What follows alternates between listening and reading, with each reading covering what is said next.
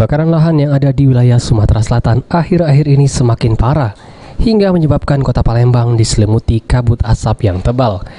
Efek dari kabut asap ini menimbulkan kualitas udara yang buruk, sehingga bisa mengganggu kegiatan belajar mengajar.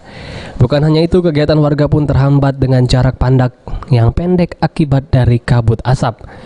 Kabut asap sendiri merupakan hasil sisa pembakaran lahan yang terjadi di beberapa titik lahan milik perusahaan atau korporasi, dan juga diduga ada oknum-oknum yang sengaja membakar lahan.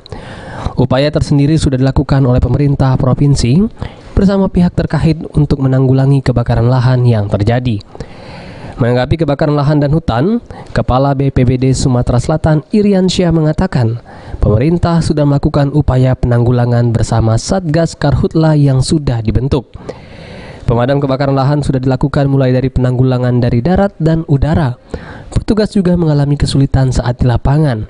Selain dalam keadaan cuaca panas, petugas kesulitan mendapatkan air ditambah dengan lahan gambut yang sulit padam saat terbakar. Kan sudah dilakukan ya, karena kondisi cuaca yang panas, tiupan angin yang kencang, sehingga kebakaran terjadi di lahan gambut ini agak sulit kita padamkan. Karena apa? Pertama, tidak ada sumber air di sana, karena air sudah kering. Sumur-sumur atau kanal-kanal atau embung sudah mulai, airnya sudah tidak mencukupi untuk kita lakukan pemadaman. Ketika kita pemadaman, akses tidak bisa ada.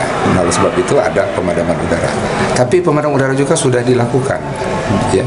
Sudah itu didukung juga dengan TMC, teknologi modifikasi cuaca, yang BPPT dan BNPB pusat untuk bantu kita untuk melakukan upaya penyemayan garam. Namun terkendala juga, tidak ada awan potensi untuk dilakukan penyemayan. Mardiansyah, PAL TV.